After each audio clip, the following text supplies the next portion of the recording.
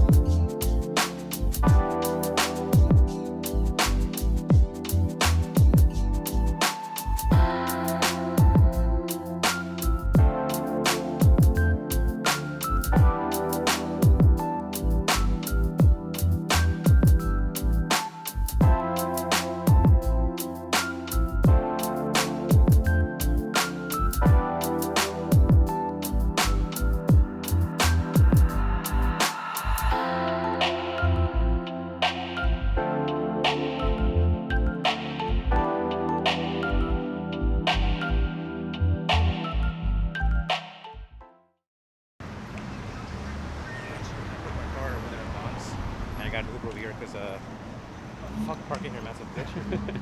That's like a hassle,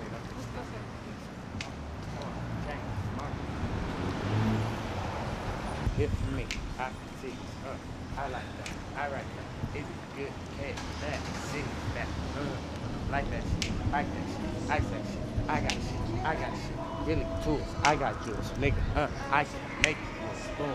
Boom that, hit that, get that, spit that, get that, speed break, nigga, I fucking rip that, I'm the G, I'm the key, I'm the C, I unlock me, see that B, B that E, L, how many can you tell that I can get my fucking tail back with that bitch, that, like my hair, get that shit, go, I got this, I am not Rose, I can get this, I can pose, I am San Diego, I got brains, give me watch. What's your name, man? My name is Virgil. Virgil. Call me LV. Here we go, LV. E. All right, man. Nice meeting you, man.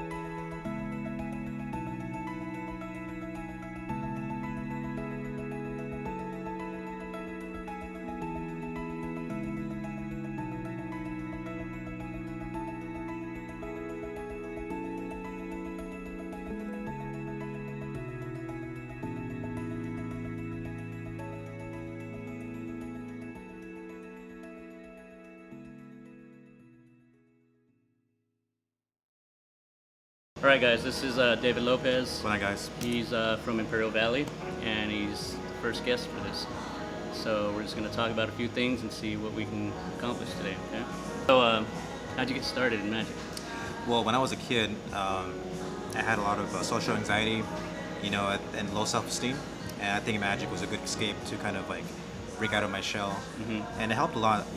Watching magic as a kid on TV was a big interest for me. So I think over the years, magic has helped me get a lot more confidence, trying to connect more with people and like just have more of a connection with a person like at a deeper level. And I think magic is a beautiful art form, and it's helped me in many aspects of my life. You do consider magic an art? Yes, it's hard to kind of achieve it as an art form because there's so many different perspectives of how to present magic to a person. But I think it's very important to have that connection with the person first. If they like you as a person, I think your magic would be obviously more enhanced. So.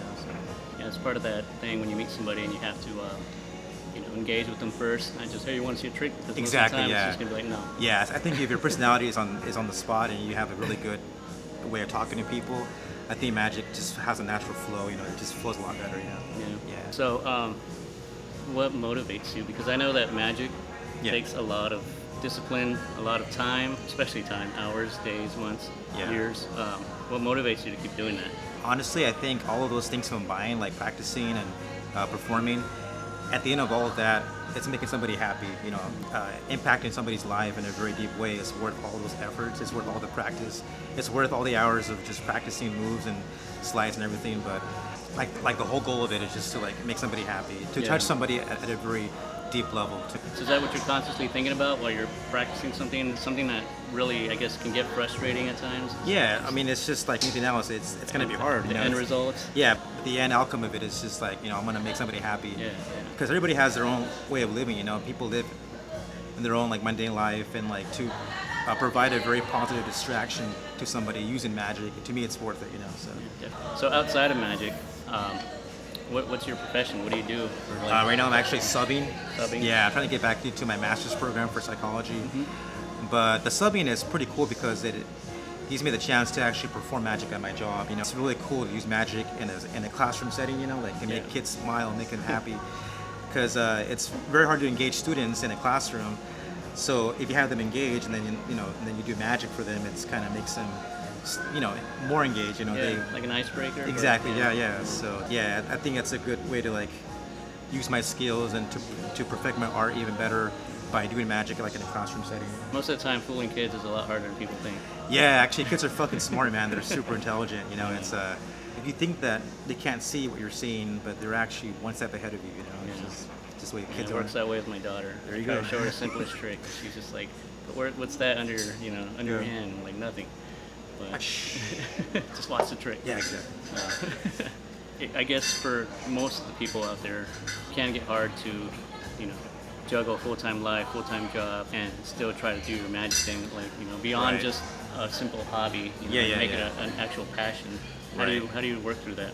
I don't know, man. It's just a matter of balance. I think that's like the main foundation of all success is how to balance your time. And for me, it's very hard because I put more focus on my career because from where I'm from, the art scene isn't very prosperous. It's not growing that much, so it's hard for me to grow as an artist back in my hometown. I wish I can just like right now I'm trying to get more involved in my magic, but it's just very hard when you have you got bills, you got life in your head. It's very hard to keep yourself being 100% persistent when you got things in life that are kind of like distracting you.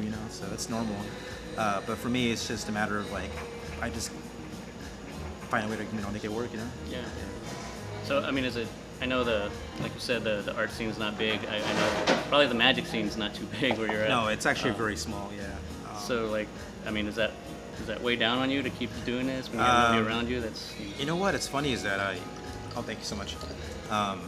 Is that I drive to San Diego to see my friends. I've been really blessed to have met you and met a lot of friends that have helped me and guided me through the art of magic. I see them as mentors.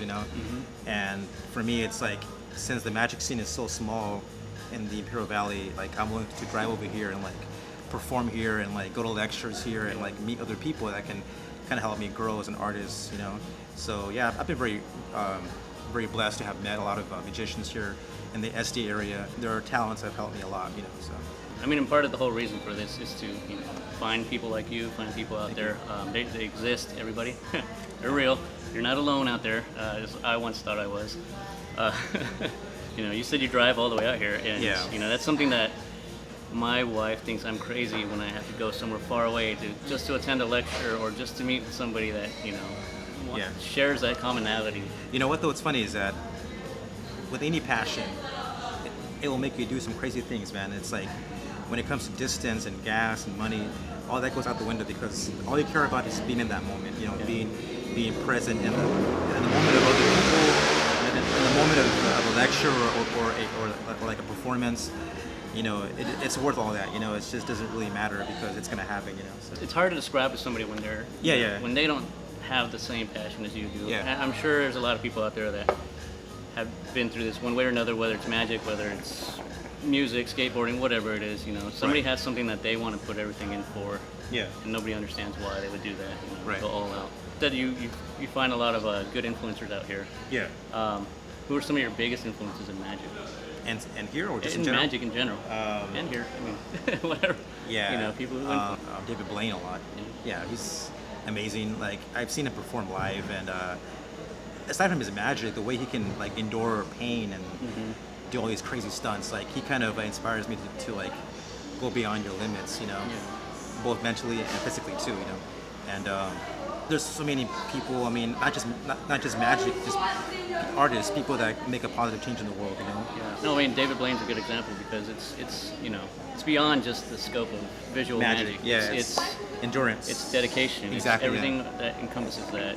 Whatever he comes up with that he wants to accomplish. Yeah. He sets his goal and he does it. Yeah. And to me, that's very, very powerful because you have people that will doubt themselves when it comes to any aspect of their life, and you have somebody that can achieve their struggles. It's just amazing. It's about like local influences. I know there's a lot of people around here. There's a couple names. Yeah, for sure, man. There's a guy named Johnny V. I'm not sure if you know him. He's a good friend of mine, and he's helped me a lot in all aspects of my life, not just magic, to gain more confidence talking to people and everything. So, a lot of magicians from the SD area, like Dario Stevani. He's a good guy, awesome guy, very talented. Some of these are not even just for their skill in magic. It's for like the mentors. Their persona, their knowledge, their wisdom. It's good to kind of surround yourself with people that have experience in life that you can learn from, because we're all students of life, we're all trying to better ourselves, so the best way to better yourself is to be involved with people that can like help you grow as a person. I know. I mean, I moved back to the San Diego area, and man, since I started looking, I've found some great magicians, some great influences, people who are more than willing to go out and help each other out. Yeah. And I think that's something that speaks about the community here, the magic community.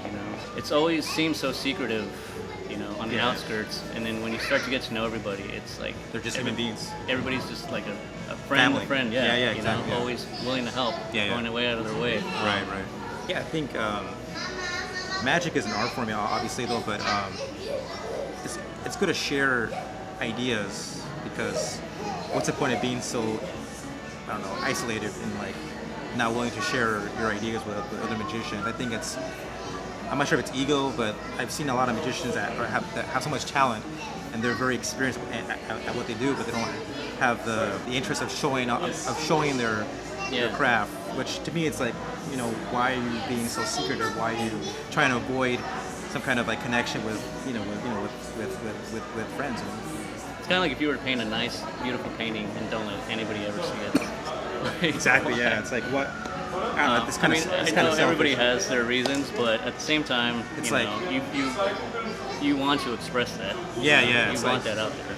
Yeah, especially if you worked hours on something. It's kind of a shame, man, if you just don't let anybody experience that. Yeah, I mean, like magic is meant to be shared among, not just with people, but like their artists. I mean, I feel like magic is for the people that you do it for. Yeah, of course, yeah.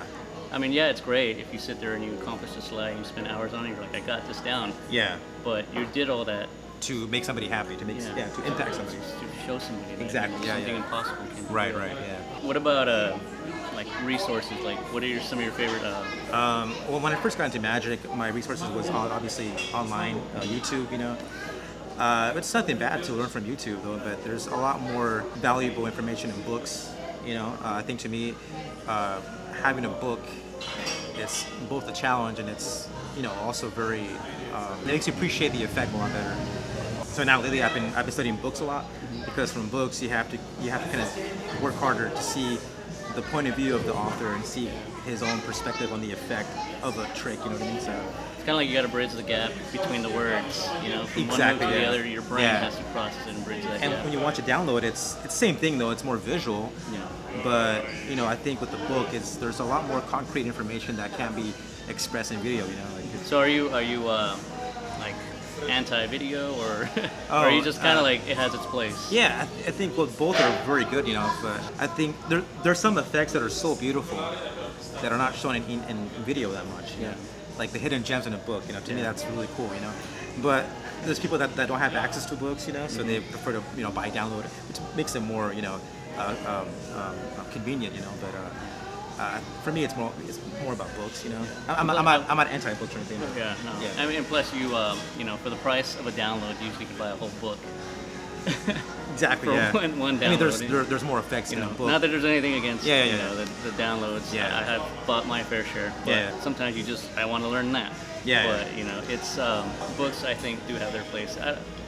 I'm not gonna be the old guy that's like, oh, we're gonna bring back the books. But Right.